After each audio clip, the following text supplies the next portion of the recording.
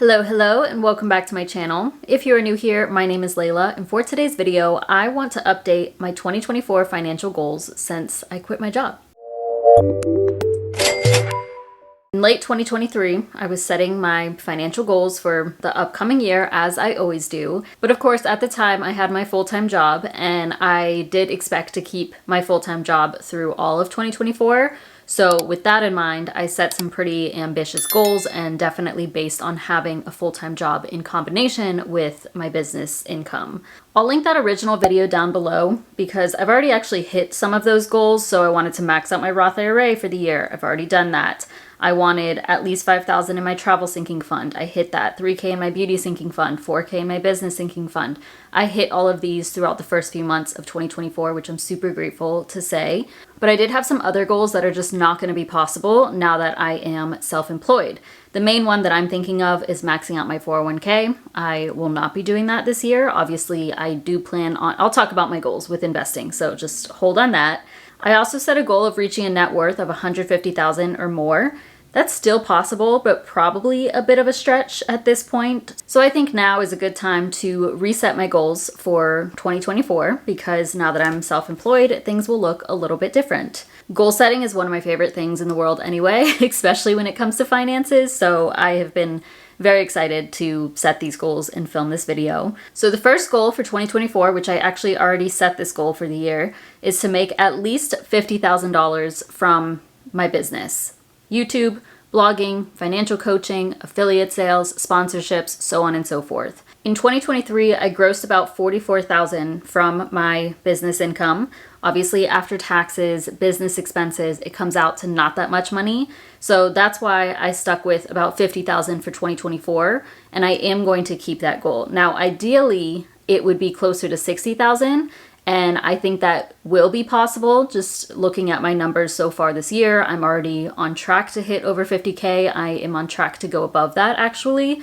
But I'm just going to keep that where it's at because I don't want to burn myself out or stress myself out just thinking about the income because I very much want to enjoy my life while being self-employed. Like that was a big reason why I left my full-time job. Like I just want to live my life while creating content, helping people with their finances, so on and so forth. And then thinking long term, like next year and beyond, I would love to make over $100,000 from being self-employed. To me, that's kind of a sweet spot, but of course, anything beyond that would be great, but I don't want to get ahead of myself, and we'll save those goals for 2025 and beyond. Going along with that, for the rest of the year, I do not want to touch any of my emergency fund. So I just want to be able to pay for my bills, my living expenses, my groceries, everything that I need to pay for, I want to be able to pay for with the income coming to me from my business. If I had to touch my emergency fund, I want it to be for an actual emergency and,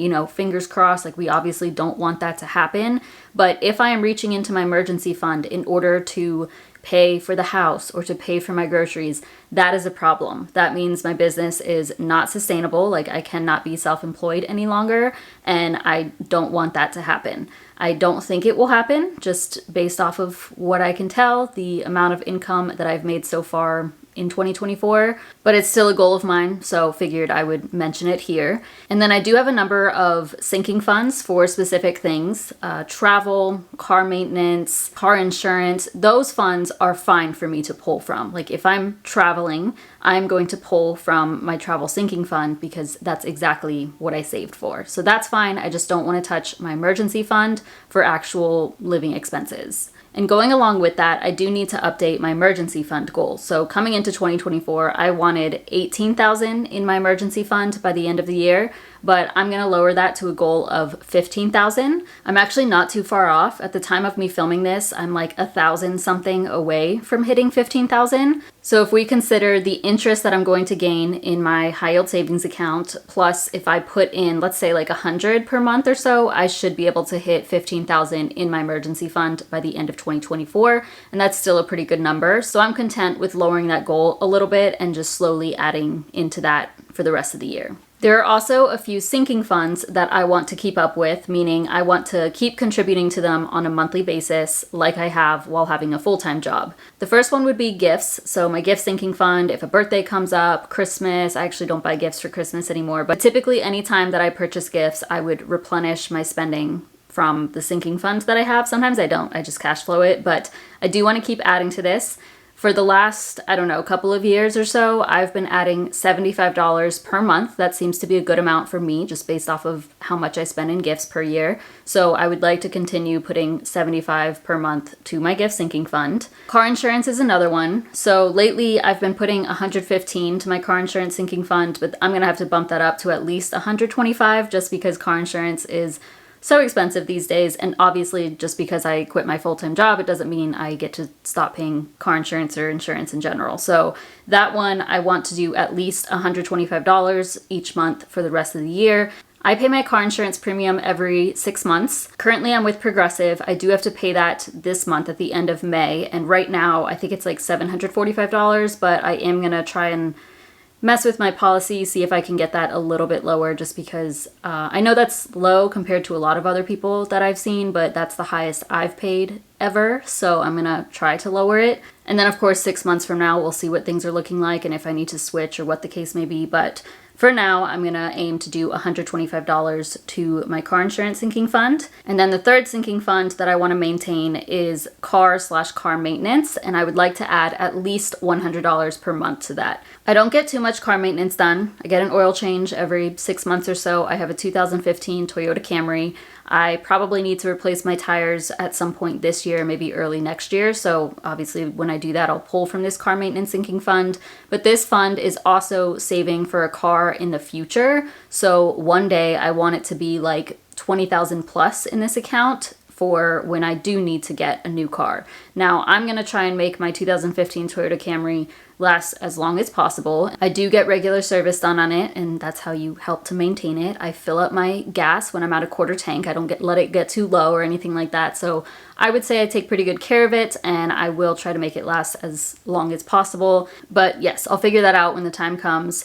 But I would like to continue adding to this because it's a fund that I don't pull from it too frequently, but when I do pull from it, it's like several $100s, or just depending. Like if I get new tires, that's gonna be several $100s. I got my brakes repaired a few months ago and that was several $100s. So usually when I'm pulling from it, it's a pretty decent chunk. So just want to make sure I am maintaining that. Okay, my next goal has to do with investing. Now, obviously maxing out my 401k would have been amazing. That's like a lot of money invested, plus maxing out my Roth IRA, which I've already done.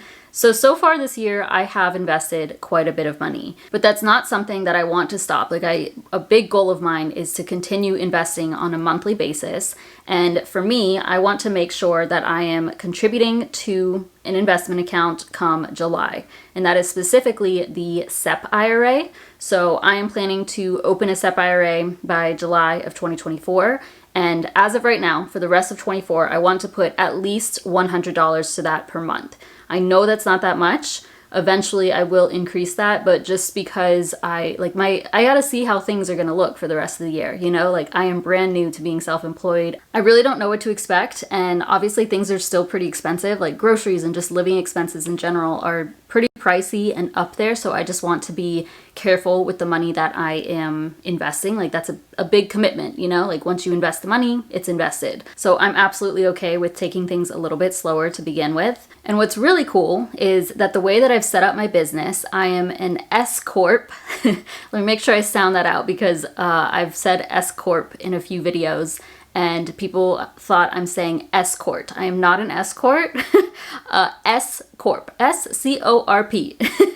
But because I'm set up that way, I am the employer, but also the employee. So I'm on payroll through my business and I am able to set up a SEP IRA for myself, and as the company, I can match whatever I contribute as the employee. So in order for me to do $100 per month, I'm gonna do like a 2.5% contribution and then a 2.5% match, because right now I have payroll set at $2,000 per month. If I do a SEP IRA set up that way, it doesn't count for the distributions that I take. So distributions are just transferring from my business checking account to my personal checking account, which I do on top of that $2,000 payroll, but it's just going to be counted from my actual payroll. But I think it's really cool that I'm able to do that. And then, of course, eventually I'm hoping I can bump that up a few percentage points every year, every few months, whatever my income looks like, basically. And then on top of that, any extra income that I receive, I want to invest into my brokerage account. So if I receive direct support from Buy Me a Coffee or through Venmo, that's going to go to my brokerage account with Vanguard. If I cash out from any of the apps that I use, so Ibotta, Upside, etc., I want that to be invested into my brokerage account. I'm not too sure yet about my credit card cashback. I make quite a bit, obviously, at this point on a monthly basis from my cashback. But since being self-employed is so new to me, I'm just gonna have to feel it out on a month-to-month basis. Like if there's a month where my business income is a little bit lower, it's gonna be helpful to have that cashback to be able to pay for groceries or whatever. For the most part, I just want to be investing all of my extra income. So that's the plan for investing for the rest of 2024. Then my final goal, it's a net worth goal. So these are sometimes like unpredictable, but instead of $150,000 net worth for this year, I'm gonna aim for $125,000 or more. At the end of April, my net worth was over $111,000. So that means I'm like 15,000 from 14,000 from 125K. But since I will not be investing as heavily, like when I had my full-time job, I was putting a huge chunk to my 401k, and then obviously capital gains, dividends, interest from my high yield savings account, like all of that really helped.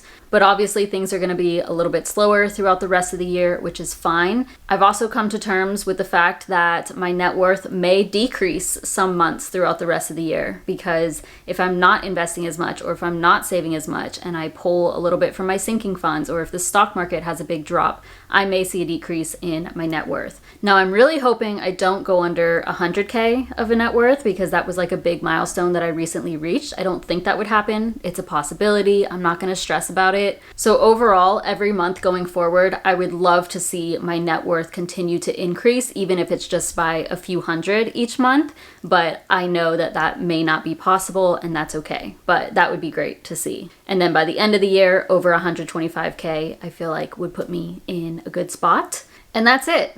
And this is all really, really new to me. So being self-employed is going to be interesting. It's an adventure for sure, but I'm just so grateful. Like this is so cool being self-employed. Like I wake up and I'm like, oh yeah, I don't have to do this if I don't want to, or I don't have to sign on to my work computer and do work that I don't want to do, like that I don't care about.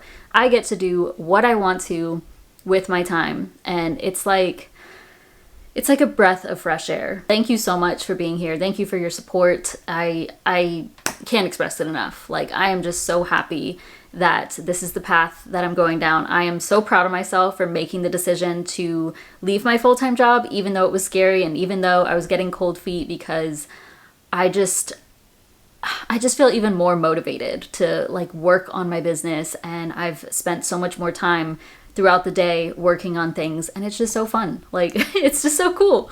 But I'm very excited, and we'll see how things end up looking at the end of 2024 as far as my goals go. And of course, I will keep y'all updated as we go. Let me know if y'all have any questions. And also, now is a good time to kind of reevaluate your goals that you set for 2024. We're almost halfway through the year, so this is a good time to check in on things, see if you need to adjust anywhere or what you can do to actually hit your goals for 2024. So absolutely feel free to share any updates on your goals if you want to. But otherwise, thank y'all so much for watching. Please give this video a thumbs up, subscribe if you haven't already, and I'll see you in my next one.